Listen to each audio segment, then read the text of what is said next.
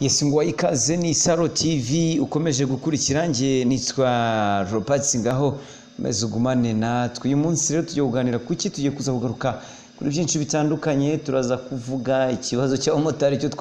nagiye nkibabwiraho ariko barigaragambije umujyi wose kabisa ibyagenze gute rero byose ndaje mbinyuremo ndazabwira kandi igaruka rya televiziyo ya Yago TV show uko byifashe ese bimeze bite uyu munsi ari kuvuga iki yishimiye iki kiri ku mutima wewe byose nababwira ngo rero ntuze kujya kurukomeze ubane natwe tube hafi gatanu ku kandi biraza kugenda bicamo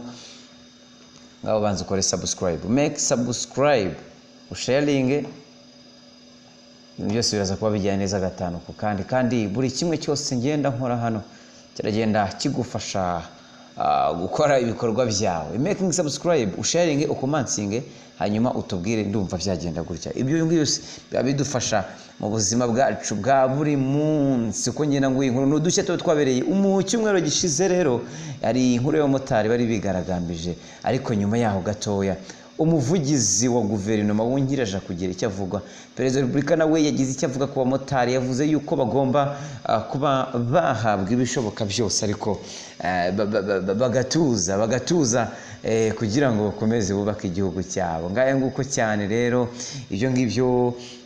bikaba byatangajwe n'umuvugizi wa guverinoma umwanzuro His Excellency yafashe wo gufasha abo bamotari ku bibazo bari kwibaza ndetse bakabonerwa n'ibisubizo ku bibazo bari kwibaza usibye ibyo ngibyo rero nakubwiye ko kandi uwo umugabo bita Safi Madiba ibyiwe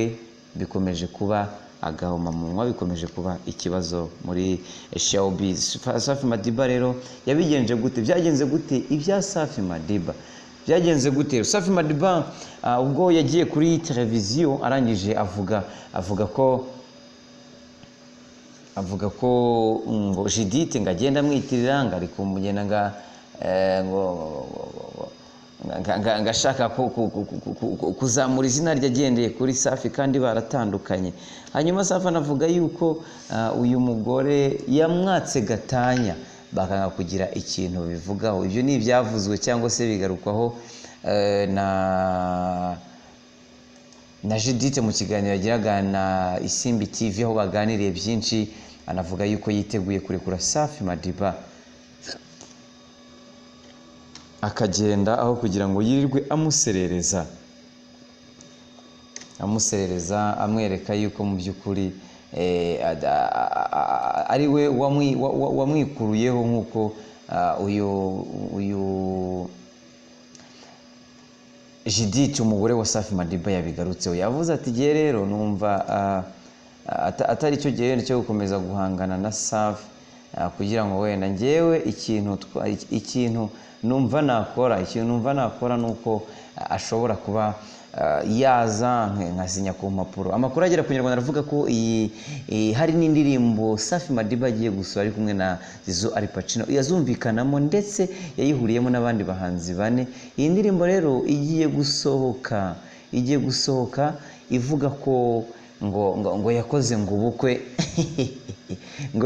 ngo yakoze ngo ubukwe bupfubye ngo yakoze ubukwe bw'igice cyangwa se divorce ipfubye byose ngo yakubise imirongo muri iyi ndirimbo Safi Madiba indirimbo yitwa Ubanza Nkuze avuga ko we na Nizera Judith bakoze ubukwe igice amakuru rero dukesha Inyarwanda uko nabikubwiye avuga ko indirimbo ari yo y'uyu muhanzi producer ati twaratandukanye ubu hagiye gushira imyaka 2 ubu nanjye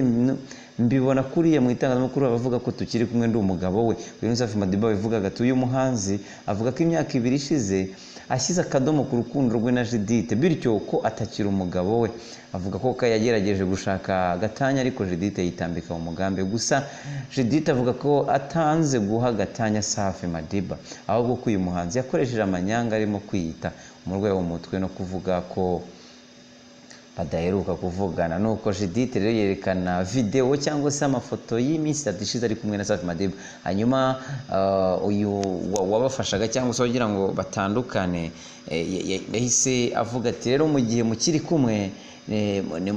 nimugende kuko ntago twe dufite ubushobozi bwo kuba twatandukanya abantu bakiri kumwe bagaragaza imizi ko bakiri kumwe. Nta mpamvu igihari yo kwitirira Safi. Uyu ni Judith wabivuze ati ngewe mbana abantu barantukaga, ubu noneho nta muntu ukinuka ameze neza, ngewe ndi jyenyine. Ni ukuvuga ko ibyo nageraho byose nabigeraho kuri ngewe jyenyine ku giti cyanjye. Bantutse kandi ndi kumwe nawe, ubu ntari kumwe nawe meze neza, urumva ko ibintu byose ngiye kugeraho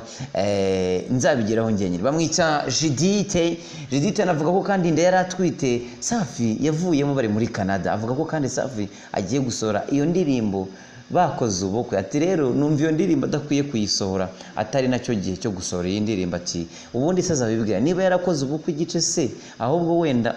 nashaka abe atarabukoze ibyo se arabibwirana. Judith avuga ko ubu we na Safi Madiba batarasezeranye imbere y'Imana mu rusengero rw'Abadiventiste, byatewe nuko yari amaze igihe kinini adasenga, hanyuma bagahitamo ngaye nguko kuri Safi Madiba. Naho Yago TV show muri iki cyumweru yaje kuba igaragara, ndetse anavuga byinshi. Avuga bamugambaniye, aravuga ati jewe one day hari icyo nzakora kandi nzacyerekana. Icyo nzerekana ni iki? Nuko nzagaragaza buri muntu wese wangiriye ishyamba, watumye ntakora igihe kingana n'icyumweru cyose, kandi ntekereza ko ibi bankoze atari ikintu cyiza, ibintu bankoze atari urukundo, kuko bakwiye kuba uyu munsi wa none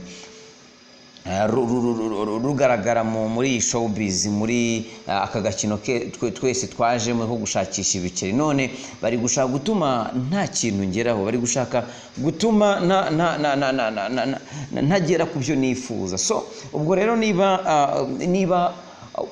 bifuza ko ntabaho, so nabwo nzabazereka abanyarwanda byibura barebe abashaka gutuma Yago ntabaho, abashaka gutuma televiziyo itaba, abashaka gutuma ntakomeza gufasha bakangirira ishyamba. Ibi byatumye rero umuntu yibaza, ese kubera iki agirirwa ishyamba? Kubera iki Yago TV show abantu batifuza ko atera imbere? Yago TV show ni umwe mu basore rero bakomeza gukora cyane, bagaragaza umuhate kuri YouTube, ndetse yamaze no gusubiraho kuri uyu munsi. Ibiganiro bigera muri 3 byamaze kugaragara kuri iyi chaîne. Urukundo bari bamufitiye barumweretse, ibiganiro biri kurebwa cyane. So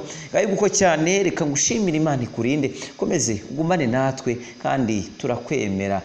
buri kimwe cyose ugenda ukora kugira ngo utwereke ko turi kumwe. Ndabakunda cyane, reka ngushimire, ukomeze ugumane natwe.